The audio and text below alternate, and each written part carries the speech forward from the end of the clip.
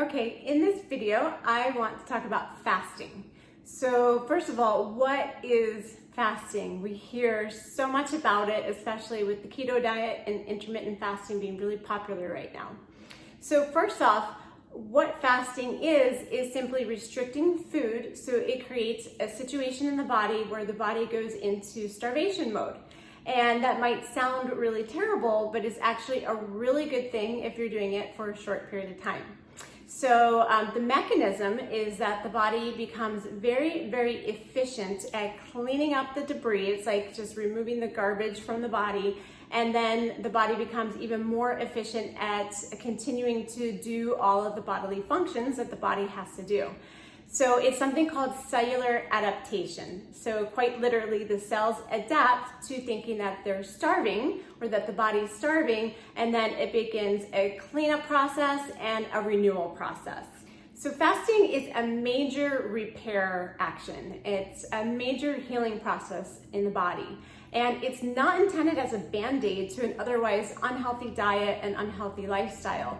It's actually the way that I do it with my clients. It's intended to enhance what we're already doing on my cleanse and promote greater health and greater ability for the body to detox and cleanse itself and become healthier. So if you're eating a terrible diet and you're living a pretty unhealthy lifestyle and you decide that you want to fast to become healthier, I really don't recommend that. I don't recommend doing that at all. But if you're otherwise healthy, living a healthy lifestyle, fasting can actually help you achieve and reach your goals faster by doing it correctly. And I'm going to go into what that means. So basically, fasting is a tool. It's a tool to use to support the healing process of the body so that the body becomes more efficient at cleaning itself up and more efficient at healing itself and just more efficient at being healthy. So fasting should basically be used as a tool to support the healing process of the body because the body becomes more efficient at going about all of its processes and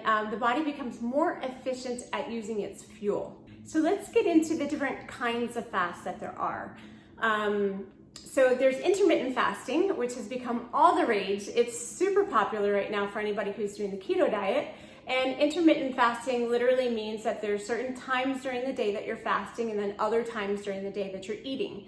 So a typical intermittent fasting cycle would look something like a person would eat in a 6 to 8 hour window, generally speaking, and then they would stop eating for about 16 to 18 hours. And you can go about that indefinitely, basically. So if somebody's doing intermittent fasting, they can do it for a certain amount of time, like a week, 2 weeks, a month, or they could decide that that's their lifestyle and that's how they want to fast indefinitely. So that's one kind of fasting. Then there's a water fast. And so water fasting would mean that you're just drinking water and that's it. No food or anything else. And then there's a dry fast. And dry fasting means you're not having water, you're not having food, you're not putting anything in your mouth the entire time that you're fasting. So that's definitely for the very dedicated people out there. I've not done a dry fast because I like to eat. So fasting is already a challenge for me. So I've never attempted to do a dry fast. And then there's calorie restriction, which technically you would think that it wouldn't go under fasting, but depending on how much you reduce your calories, how much you restrict those calories, it actually, science shows that it promotes the exact same benefits of fasting. And I have found that this works the best. This is my personal favorite, and this is what I do with my clients. And then another type of fasting is a prolonged fast. So that's like 21 days. So what happens in the body while you're fasting? So only at 12 hours, you begin to produce or you begin to stimulate the human growth hormone secretion in your body. So HGH, human growth hormone, this is an anti-aging hormone. It helps to burn fat, it helps to build muscle, it helps to keep us younger, it helps to give us energy. People literally go to Mexico and other countries to purchase human growth hormone to help them with anti-aging or to help them with their workouts or help them to have energy. But we can stimulate our own production of human growth hormone in our own bodies by fasting. And human growth hormone naturally decreases as we age. So this is something that we definitely want to keep as high as possible for as long as possible for all of the anti-aging benefits that it offers. And then at 18 hours, something called autophagy begins. So autophagy, if we break that down into two words, it's autophagy. So auto is self and phagy is eating, so self-eating. So basically it's a self-cleansing process. It's like the garbage disposal of the body. So the body literally begins to eat up all the damaged cells, like clean up the damaged old cells of the body, the damaged or old mitochondria. So mitochondria are the powerhouses of every cell. They are what produces our energy inside of our cells. So it's very, very important that they're working well and that we have fresh, new, revitalized mitochondria. The body will actually produce hydrogen peroxide, and it will begin to clean up bacteria and fungus and yeast and parasites and viruses. So it really cleans house with all of the pathogens in our body that aren't supposed to be there. It starts to eat up tumors that aren't supposed to be there. It cleans up basically all the toxic waste of our body, and it promotes renewal of tissue. So basically we have to break down the old in order to rebuild the new. And that process is called autophagy. And basically just think of that as the self-renewal, the self-cleansing of the body. So the garbage system of the body. And then at 24 hours, we begin to burn through all of our glycogen reserves. Glycogen is a polysaccharide. Basically, it is the storage of carbohydrates and sugar and glucose in our body. And so we burn through it at approximately 24 hours after we start fasting. And that is really important because when that occurs, our body switches over to burning fat for fuel. And in particular, that produces something called ketones. So ketosis, burning fat as your energy, ketones are a byproduct of burning fat as fuel. And so you begin to get your energy from burning up your fat, and then that produces an increased metabolism. It actually, if you do this correctly, you can quite literally heal a fatty liver by fasting correctly and going into ketosis. So I'm not talking about doing the keto diet. I'm talking about going into ketosis for a short amount of time during a fast. And so we can actually balance our hormones. Our thyroid can actually be balanced by fasting. Our metabolism can get balanced by fasting. Our endocrine system, and the endocrine system means our hormonal system. And we can lose weight, and we can balance out a fatty liver, and we can actually get the liver and the pancreas and the digestive tract all to work better just in 24 hours of fasting by burning through the glycogen reserves in our body and switching over to burning fat and producing ketones or going into ketosis. Now, in that same 24-hour time period, we're gonna bring down the inflammation in our body a lot. Fasting is essential for anybody who has chronic pain, chronic inflammation, or chronic autoimmune issues in their body, because the inflammation of the body comes way down. The autoimmune inflammation comes way down. The pain comes way down. So things like arthritis, all of these fibromyalgia and arthritis and joint pain and muscle pain and tendon pain. So all the inflammation of the body comes down just in 24 hours. Still, in the same 24-hour time period, we start to create new brain cells. So our brain literally starts to regenerate itself, which is amazing. Now, particularly it's the hippocampus. And the hippocampus in the brain is in charge of things like memory and clarity and thinking and learning, things like that. So I don't know about you, but I have definitely noticed as I've aged that my hippocampus isn't working as well as it used to when I was a kid. So fasting is a way to regenerate that. Fasting is definitely a way to get the hippocampus to function better. We start to have better memories. We start to have more clarity. We have less brain fog. We start to literally regrow brain cells. It's neuroregenerative. And so we clean up the neuro debris inside of our brain and inside our nerve system, and we're able to regenerate those brain cells, which is remarkable. And that is starting at 24 hours. So as we continue on to 48 hours, 3 days, 4 days, 5 days, that just continues. And this is why I love fasting so much. And I haven't even talked about the cardiovascular benefits. Things like your blood pressure comes down, your cholesterol starts to come down. inflammation throughout the entire cardiovascular system starts to come down.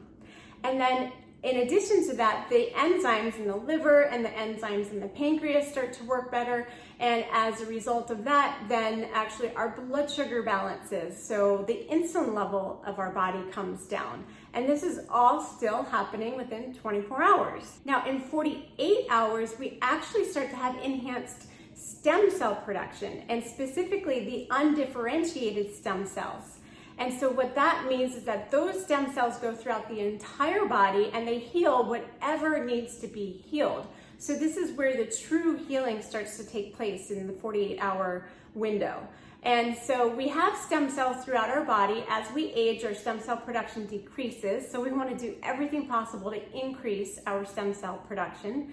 Now, we can produce very specific stem cells, like for instance, if your body wanted to create kidney stem cells, it can do that. But when we make the undifferentiated stem cells, those are the magic stem cells. Those go anywhere in the body where there's damage. Anywhere in the body that needs to be healed, those stem cells will go in and start that healing process. And so, stem cells are very popular right now, and you can go to Europe or you can go to Mexico. And I actually went to Mexico and had a stem cell treatment, and it was fantastic. But by fasting, we can actually increase our own body's production of stem cells. And that is truly where the fountain of youth is, because we're healing our body. It's anti-inflammatory, it's anti-aging. It allows the body to repair mitochondria, it allows the body to repair cells. It is the fountain of youth. You're gonna look younger, and it's the key to longevity. Okay, so that is some of what occurs inside the body, some of the mechanics of what occurs inside the body when you're fasting. And I only got up to 48 hours. So basically, everything that I just explained, everything that is occurring in the body within the first 48 hours will continue as you continue to fast. So like I said in the beginning of the video, my favorite is a 5-day fast. But if you can't make it all the way to 5 days, that's perfectly fine. Do what you can. Do 24 hours, do 48 hours. Work up to 3 days, work up to 4 days, work up to 5 days. But listen to your body. In this video, I'm giving some pretty broad general advice, but when I work with my clients, I know that they're ready to do the fast because we've handled any minerals that they need to be taking, any nutrients that they need to be taking, because you do not want to do a fast if you're depleted. You don't want your electrolytes out of balance. You don't want to be depleted of nutrients. You definitely don't want to be pregnant. You don't want to be nursing. And also, if you've just had a cold or a flu or you're recovering from being ill, these are not the times to be fasting. That is the time to nourish and build your body. When you fast is you have the nutrients that you need, and you're ready to go into a healing state, and you're ready to go into a detoxification.